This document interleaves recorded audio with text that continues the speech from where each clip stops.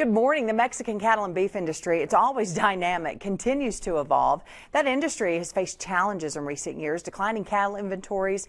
They're attempting to maintain the domestic production of cattle exports while beef exports have increased sharply. The Mexican cattle industry, it's experienced the same drought conditions that have affected us here, leading to forced herd liquidation. Moisture conditions improved significantly in 2014 and so far in 2015, but herd expansion has been slow to begin in Mexico, but may be beginning at the current time. Record U.S. cattle prices, a weakening peso, it's contributed to a 12.8% year-over-year increase in Mexican cattle exports to the U.S.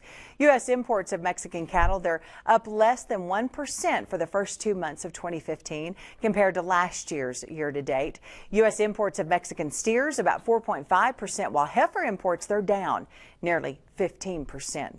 Dr. Ellen Jordan, AgriLife Extension Dairy Specialist, Dr. Ted McCollum, he's the beef cattle specialist here in Amarillo. They spoke at a sorghum educational meeting, highlighted some management options for using sorghum silage. Now, sorghum usually useful in areas where the rainfall is short, allowing for sustained production in drought conditions and delayed planting if necessary. Dr. Jordan said it also utilizes water more efficiently than corn and has a high biomass yield. Dr. McCollum said that forage has both nutritional and functional roles in beef and dairy diets. Functionally, roughage, necessary to stimulate rumination, which promotes feed breakdown and also reduces acidosis. One limitation sorghum silage fed to cattle is the distinct ability on the generally less than that of corn, because corn has less lignin in the grain.